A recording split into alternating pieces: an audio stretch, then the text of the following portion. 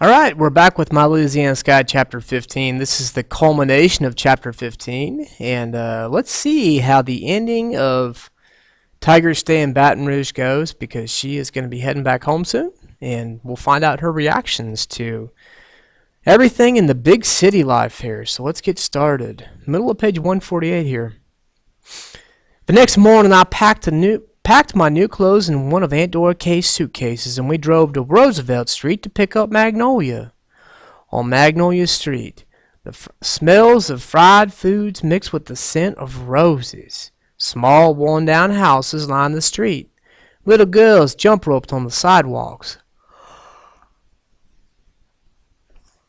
Boys dressed in white T-shirts and cuffed jeans chased each other, laughing as they ran. Adults sitting on porches talked with folks across the road. Maybe it wouldn't be so bad living with your neighbors' houses all crowded next to each other. I wondered if this was what the colored quarters in Seda were like. We drove to the end of the street and parked in front of a blue house with a yellow front door. Birdhouses perched on the posts through the yard, and small windmills stood motionless. Giant yellow and orange zinnias grew wild around the fence. Magnolia sat up on the porch step, wearing her gray hat, holding a brown paper sack with her umbrella poking out from the top. A young man stared between the curtains, but when he saw me looking at him, he let go of the panels. Magnolia walked up to us and started to get out of the car. Magnolia walked toward us, and I started to get out of the car, but Aunt Dora Kay grabbed my shirt tail. "Don't go out here," she whispered. It reminded me of when Granny wouldn't let me go with Daddy to help fix Otis's roof. I'd want to see if Minnie and Abner's house in the colored quarters, but Granny had said, "You don't need to be going down that way. You best stay home." When we arrived at the bus station, Aunt Dora Kay placed her hands on my shoulders. "Now remember, I'll return for you at the end of the summer. Baton Rouge will be your new home." Magnolia frowned, her eyebrows touching, but when she saw Aunt Dora Kay look at her, she glanced toward the bus pulling up the station. "Don't worry, Magnolia," said Aunt Dora Kay. "I'll return for you soon." A voice on an intercom said, "Departure for Alexandria and all destinations in between." Although I rode a bus to the school, I'd never ridden a big Greyhound bus. When the bus door whished open and stepped on, I selected a seat near close to the front, scooting over to the window to make room for Magnolia. Instead, she walked on to the back of the bus, and an old man in overalls sat next to me. "Well, how are you, young lady?" he asked. His breath smelled like he'd eaten a bowl of gumbo with lots of onions. I answered, "Just fine, sir." "Did you say you needed a dime?" He dug into his pocket and pulled out a bunch of change. "Hand me a couple dimes." "Here, have two." "Oh, no, sir. Thank you." With a shrug, he returned one of the dimes to his pocket, still holding the other one out to me. I didn't know what else to do but take it. "Thank you." He nodded. "Going home?" he asked. "Yes, sir." He leaned over, cupping his ear with his hand. "Huh?" "Yes," I repeated, this time louder. "Where's home?" "Sater." He wrinkled his forehead. "Tater? Like the potato? Can't say I've ever heard of it."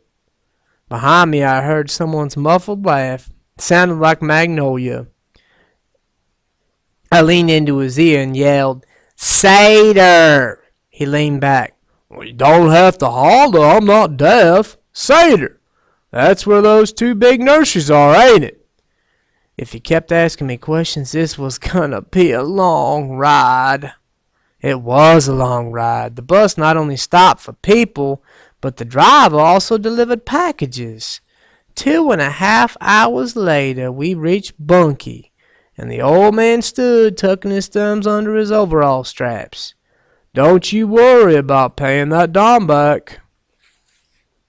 By then the bus had cleared out, except for an army man who was going home to Alec. I walked up to the back of the bus and plopped in a seat in front of Magnolia.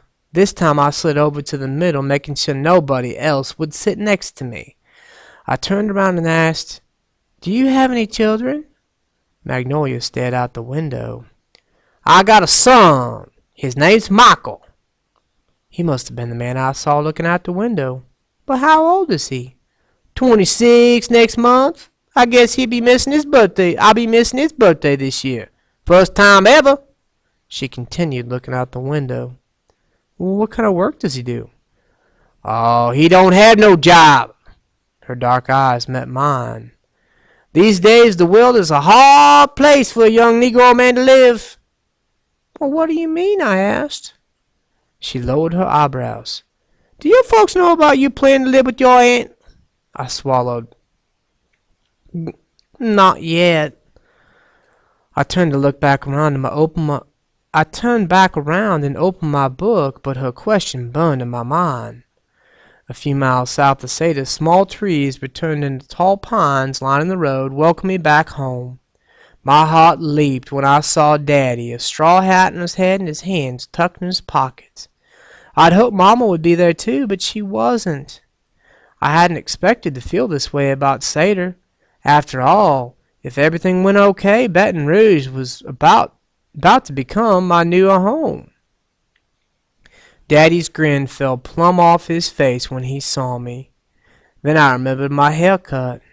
He held out his arms and we hugged. Cars whizzed by and Magnolia stood back a few feet, watching us. He smiled again, tugging on my short lock of my hair. "Don't worry," he said. "It'll grow back." When I glanced at Magnolia, she was smiling a little. "Daddy, this is Magnolia." Daddy removed his hat and held it to his chest. Nice to meet you, ma'am. Thanks for bringing Tiger home safe." Magnolia looked confused. Tiger? "My name is Tiger Ann," I said, the "N" part real loud, hoping that would be the part to stick. We rode home, the three of us, side by side in the pickup. This time Magnolia didn't even try to get in the back. She leaned next to the door with her brown elbow hanging out the window. The sun's beams danced between the pine branches, and two red cardinals dipped low as they flew across the row in front of us.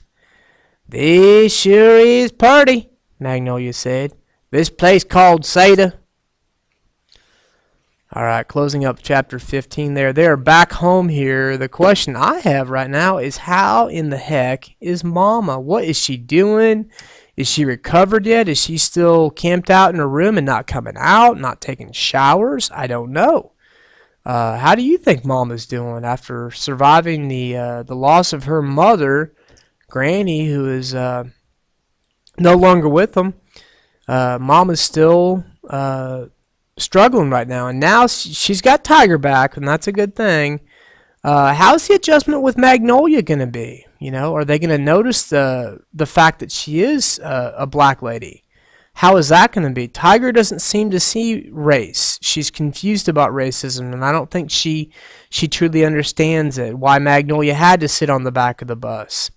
Different times cause different people to act different ways, and we'll definitely see about the adjustment to the new life here in Seder for Magnolia. See how that goes in the next chapter 16. So we're going to go ahead and close out here and say thank you very much for listening to me on YouTube, and you all have a pleasant day. God bless you.